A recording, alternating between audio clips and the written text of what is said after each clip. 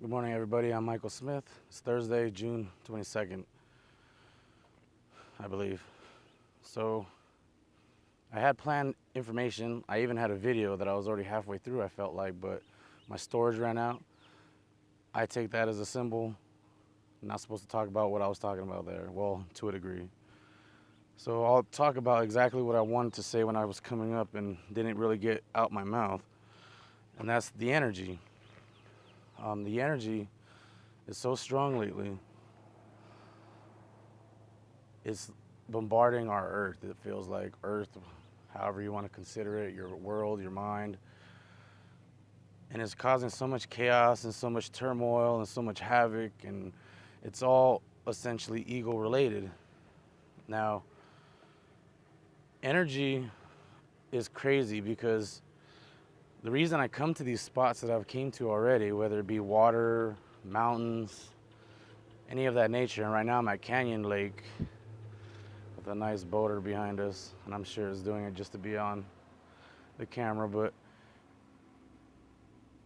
any of these hot spots, natural hot spots, whether it be the mountains, the water, flowing water, anything really, I mean, anything that's grand, I guess you could say, that just is so massive and so big in the earth, you have to take that as an energetic imprint, like a symbol, and to know that the energy is so strong in those places that it's creating mounds of piles of earth. It's creating, the waterways, flowing are just natural blood veins, in my opinion, like they're veins of the earth, like our body. And that's what ancient shamans and medicine men and all these will consider it as well. Like, this is the understanding of Mother Nature and the earth, and that's where my understanding is weird, because I understand all of the natural aspects of it, but then it also goes into, our modern aspect of spirit and, not only religion, but symbols and in secret societies. Symbols are number one. Like, one of my examples, I guess, is telluric energy, right? Telluric energy is what dowser rod people use in order to find flowing water underneath earth channels. Now, telluric energy is also the energy that is felt, like if you ever watch, I think it's Phenomenon with John Travolta, is what it's called, and he feels an earthquake and he calls up the place and he tells them, I felt the earthquake. How do you know? Oh, I was dizzy, I got nauseous, he starts giving the symptoms of, the energy that he was feeling, and they're laughing at him like he's crazy, and it ends up really happening. Well, yeah, it's a movie, but at the same time, the energy he was feeling was the telluric energy, the natural energy. I mean, that's the ley lines that you may be familiar with, that all the great pyramids, the Stonehenge, all these great monuments, and they all lay along these ley lines, like within the, all across the world. And these ley lines are believed to exist just like an aura field is said to exist on a person. It's an invisible energetic field. Now, it can be measured somewhat with an electrical measuring device of some sort, a multimeter or whatever. It's going to be very, very minute because it's a different kind of energy. Like, did you know you could extract energy from crystals? And it's not just mental, crazy energy. It's literal, what is it called? Physioelectric energy, I believe it's called. By compressing or extracting, or compressing, decompressing actual crystals like quartz, any other crystal, you can create a physioelectric, I think it's called that, plasio-electric,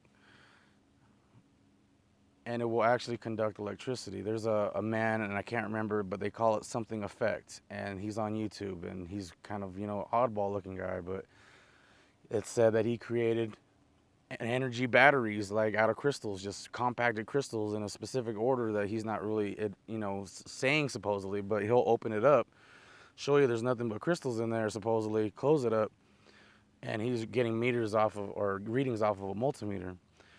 I wish I remembered his name, but he's all over YouTube. It's something effect. I can't remember what effect, but it actually creates like anti-gravity, essentially. Some people call it a hoax, because what he's doing is he's messing with resonances and frequencies and putting sound hertz into the air, and things are supposedly levitating or deformating, or they're changing their structure, the atomic structure, and they're actually changing shape and like having a look of melting or blending in together, like all through frequency, through sound. Now, that was my other example I wanted to give. Like, if you don't believe that this energy exists, then understand that even in it's called cymatics. In the 70s, the guy who really kind of brought it about, and I was discovered like in Greek times with a violin and a plate and using sand particles. But cymatics did the exact same thing, but just with tonal sounds, like, you know, specific frequency hertz. And putting sand on a plate, metal plate, with the speaker, you know, vibrating underneath, and while playing specific tone frequencies would actually generate detailed symmetric patterns, all by specific tone frequency. So like whatever tone was playing, the specific pattern would emerge, and then when the tone got changed, it would blend right into the new pattern, and so on and so forth. And the more higher elevated in frequency, the more these cymatic, well, that was the term, but these cymatic images got, what's the word, detailed. So that one simple fact alone, if you ever watch those videos, you'll notice that with the sound frequency, and he's done it with like mercury and sand particles and like different things, if I remember right. But there's this one specific version of it that you see it like blend everything into like a ball, and they stay in their own specific areas, and it looks almost as if you're watching the solar system get created right before your eyes through the power of frequency. And it's all just frequency. So I mean, everyone uses this example, is that in the Bible, you know, the first line is, in the beginning there was the Word, and the Word was God. And essentially saying that, you know, it was the vibration, it was the frequency, it was the tone, it was sound, it was even light is a form of wave frequency. You know, it's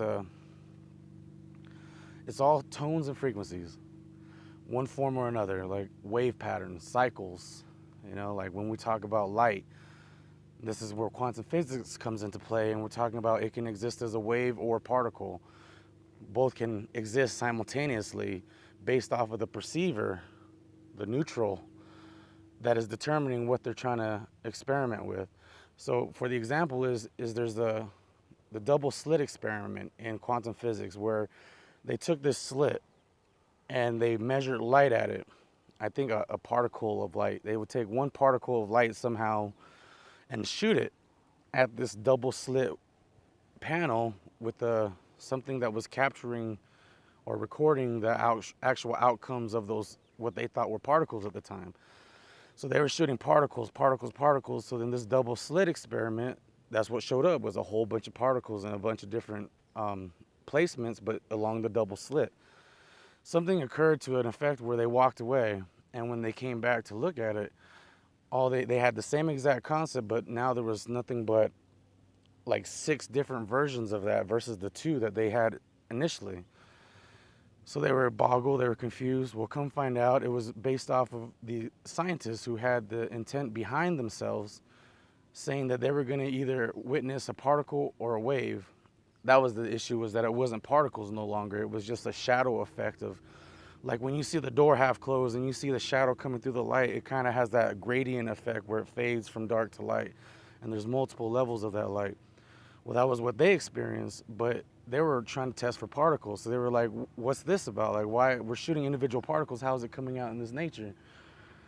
So it began the double slit experiment, and it made it to the understanding that it's the perceiver that makes the difference. It's what you're wanting out there that's going to give you your outcome. And that's the world. That's reality. It's masculine and feminine, and you're always given the 2 options. And you either get chosen to believe it or to not believe it. I mean, it sounds easy, but then you have to remember there's 2 options within those 2 options, 2 options within each of those 2 options, like it's branches, and that's the fractal we live in.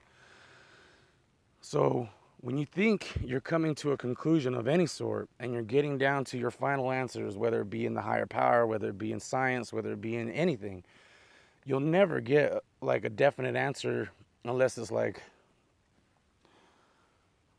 in front of your face, literal, like, I mean, but if it's always like a hypothesis of sorts, it's always going to be 2-sided. Like, there's always going to be the possibility, like when you're asking questions that have no answer, you know, what is life about? You know, is it about the experience or is it about the randomosity? Like, which one is it? You're always boiled down to two possibilities, and it's going to be that. So you have to accept that, and you have to know that there's always the possibility of either.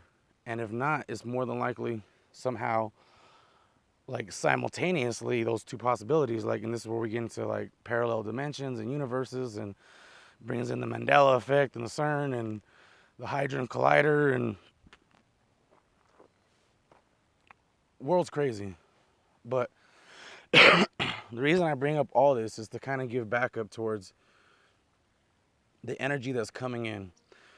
And I said it in like the first video, but the Mayans believed in cosmic energy. That's where this Orion's belt topic comes in at, is because Orion's belt, or even Orion, the zodiac, is said to be the birthplace of the universe, and that scientists have witnessed a black hole in this area somewhere, like in the Sagittarius constellation, ironically, because that's my zodiac. And this black hole is said to be the birthplace of the universe, where everything seems to be emitting from and is stretching out from. And so this kind of seems a little ironic to me, don't you think, that the ancient man would have been worshiping Orion for so hard and intently? Now, there's other hypotheses that comes into play. Like, a quick one is that Orion was the hunter, so he was also known as the strong man. Or like, when you get into enlightenment topics, you know, we're talking about the merging of all this masculine and feminine and becoming neutral and becoming this elevated individual. But when we're talking about the hunter, we're talking about an ancient man, and the hunter was that strong man because he was the one who would go out and get the food for the village, or, you know, whatever the case may be. But there's an alternate story behind it, behind like Osiris, where the bull is highly noted, and the bull is actually a Aleph, or that's a whole nother, oh man, I should just say it. All right, I didn't want to go long, but all right. So 2 or 3 days ago, when I was on top of South Mountain and I was doing my talk, there was a point where the wind knocked over the camera, if you're familiar. And if I can, I'll try to incorporate it in. The wind knocked down the camera, and it was ironically at the time when I heard, or when I mentioned Moses. Now, when I mentioned Moses, I had a high epiphany. When I told you guys that in that video, that I had a meditation that was so close and so personal, and the most intense I think I've ever had, but I just couldn't really like phrase it at the time. I was still in like disbelief over what I was experiencing, and because it felt like a direct connection. Well, in that connection, it gave me symbols of like a unicorn and the ox, right? The unicorn's been on my mind. I'm trying to make this super quick. Oh, I wanted to see what it was. But when I researched it, right, Aleph, which is Aleph, which is Hebrew for A, but it's also an ox. Like, it looks like an X almost. But it's supposed to represent the ox. Well, even in our English alphabet, the capital letter A, if you flip it upside down, is basically a bull with horns. So that's why you get that symbol with the A.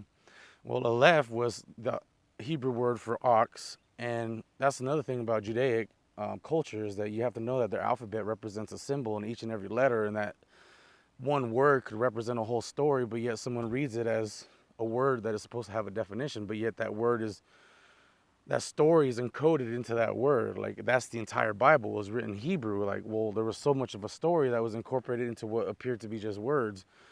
And I don't think people understand that, except for the Jews, because that's their culture. You know, they're forced to understand it. So the ox, it was on my path, and I didn't understand why. Aleph mainly. I was really on this curiosity of why the ox and why Aleph, because when I talk about Osiris and Orion and Sirius and all this, part of the admiration was because it was for the first plower. They acknowledged the bull, or the ox, was the strong, mighty bull that could plow the land easily and efficiently. So this also represents the ability to farm, and no longer having to be the hunter, and they were actually able to plot themselves and position themselves and stay on a piece of land and farm for the entirety of that time, and no longer having to migrate everywhere, and hunter-gatherers and migrate across the lands. And so the ox was important for that reason. It had high symbols in the strength of it, the beginnings, being able to be a civilized man. Well, in that same concept, the bull had horns. The horns, and not only does the bull have horns, but the bull's head, like in the skull form, represents the female cervix. I think it's a cervix. But it represents that whole area, like that whole reproducing area. So it's almost like they acknowledge it for so many different versions of the strength it had, the ability to make man civilized, but also the horns. The horns are always an aspect of higher learning and higher knowing also. It's a messenger, it's a God-connected source of any sort.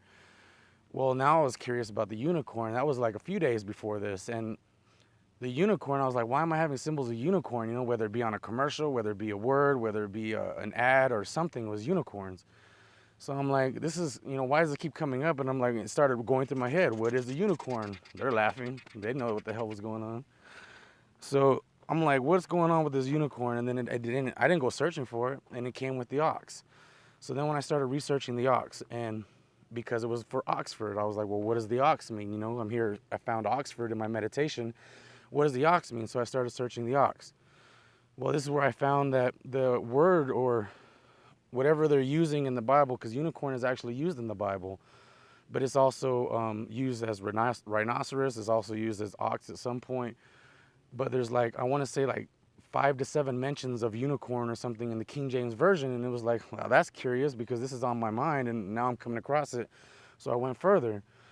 Well, the reason the unicorn was being used because it meant for the horn that it had on it, and they had terms for, you know, one-horned animals, which at that time, or there is that, you know, now today even, the rhinoceros. So the rhinoceros was strong, it was bull-like, it had a horn that reached to God, which meant like a connection to God of sort. It meant to be up top, to be up high. And this was a depiction of Moses. Moses would have like horns, and is questioned if he was being represented as Pan and the goat, and is he just a symbol of the devil? But Moses was revered, you know, with the bull also. It was the time of worshiping the calf, or what do they call him? Molech. And at the time, Molech was a god in Moses' time where, so it was said babies were sacrificed to Molech. I don't know if it was sacrificed or if it was more like stillborn deaths or babies that didn't, you know, born right. But yes, they were burned, but we cremate today. So there's all these gray areas where it gets kind of questionable. And if you're just not listening or not thinking, you're going to hear the first thing and run with it. But in reality, they had a reality just like we have a reality today, where things can be misconstrued and misinterpreted just based off of culture and perception. And okay, so that kind of equivalates it. But long story short, the unicorn was a mistranslation of rhinoceros, but it did stand for God, and that's going to be my cue to go. I'm noticing that I have little cues. I hope this was somewhat beneficial. This is a little more personal for me versus than just the typical generic information. This is actual information that I'm currently in right now, but I also want to acknowledge the energy that's around. The energy that's around is so strong. Don't let it affect you. Know that it's affecting the ego, that is exponentializing your ego. So I can guarantee that you're mad because of your ego, because your pride won't let it down, or you can't let it go, or you can't go say sorry, or you can't say I love you, or whatever the case may be. It's your ego, or your ego is not letting you ask the questions that it needs to ask, and it's making you stay in your bubble because you're too proud to go ask for any questions or any help or any kind of assistance, or you're too proud for. It all becomes back to ego. No matter which direction you take it, any negative aspect is always the ego in some form. And if you're not aware of it, it's going to run your life. The only way to control it is to be aware. And that's the stepping stone to any of this of what I'm talking about, is being aware. And I'm extra sorry for going longer, but hopefully it was beneficial. I had to keep it going. Maybe I'll cut it down. Thank you. You guys have a great rest of the day. Thanks.